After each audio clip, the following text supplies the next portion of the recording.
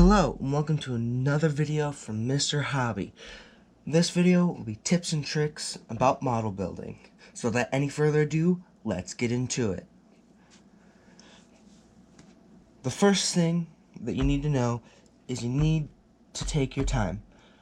I'm going to show you a model of what it looks like when you don't take your time. This isn't a very bad model, but it's not good at all. Very bad job on the painting. Smears everywhere, glue smears, paint streaks, inconsistent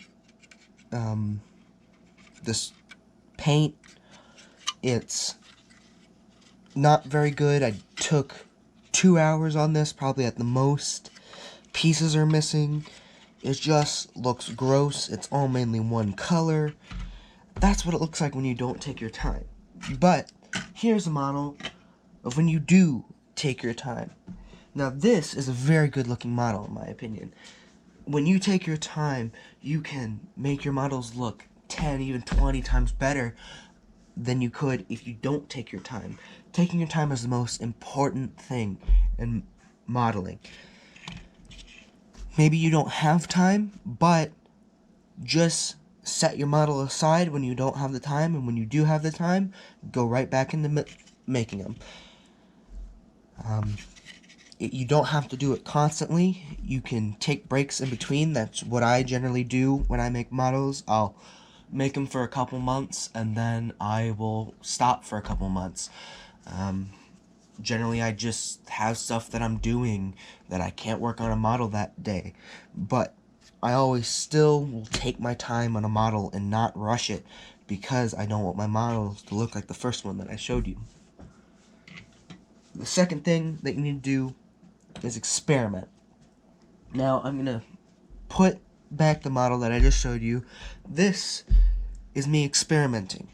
This model is supposed to represent a plane that has been sitting out, rusting over, and has been damaged so much that it's just sitting there, not being used, ready to be scrapped. Now, it's basically just an abandoned plane. That was me experimenting to see how realistic I could make something look, and if I could make something look a little bit different than normal. And I did a pretty good job on it.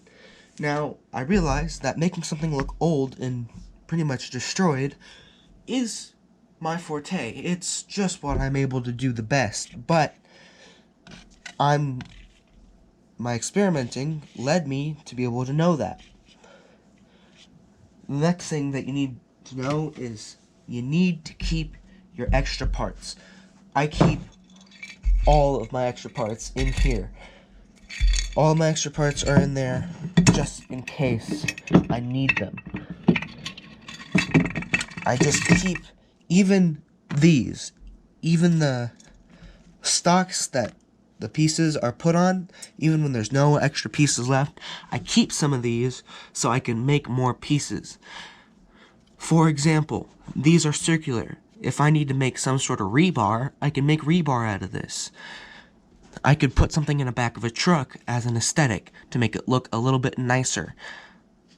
I can make a whole lot of stuff with just this and paint it to look like it looks good. If you make dioramas, you can use these to make poles. You can make a whole bunch of stuff with your extra model pieces. You can make pavement. You can make whatever you want, really. There's a lot of possibilities that you can do. One thing that I have done in the past is I melted the pieces a little bit into a little ball to make a baseball to go into a windshield of a car. I'm not done making that model yet, but when I do, I'll make sure to show it to you when I'm done in a separate video. And I'll talk all about my process and about the other videos that I'll make from that model. Next thing that you need to be wary of is using too much glue. You don't want to use too much glue. This is me using too much glue. It's gone within a month or two. You want your glue to last a long time. Another thing that will happen if you use too much glue is you'll get glue smears. especially on your clear pieces. Now, here, there's smears from the paint, but there's also tiny little smears from glue, and that's because I used way too much. You have to be conservative with your glue. I'll make another video about tips on how to be conservative with glue and other tips and tricks on just general model stuff. The next thing is to invest in good materials. Now, if you don't have the money, then you obviously won't be able to invest in that sort of stuff, but save money if you really want to get into modeling. Buy some materials that are really good to help you. Now, you don't need good materials for good models. It's all skill and practice on just making models, but good materials can help you just get a little bit better. Next thing is to practice, practice, practice. Again, the same example of these two models. This is one of my earlier models. To me, it looks horrible. This model is my favorite model and the best model that I own because I have practiced so much that I'm able to have good-looking models like this. Now, the last thing in this list is to watch YouTube videos. They don't have to be my videos, although that would be much appreciated if you watched my videos, because I'll have more like this with more tips and tricks on what you need to know and what you can learn to make your models just look a little bit better. But there are thousands, probably millions of other videos just like mine that I'm gonna make to show you how to do things, and probably better than my videos. So just watch YouTube videos to learn how to do things. If they're my videos, that is great, and thank you so much for watching if they are. But just in general, watch YouTube videos. It's kind of one of the best things you can do because it can help teach you how to do a whole lot of techniques and tricks on how to make your models better.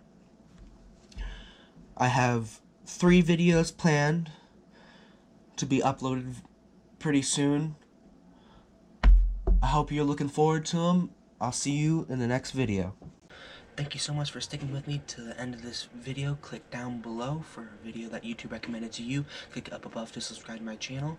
And comment down below and tell me what content you want to see next. Thank you so much for watching, and I'll see you in the next video.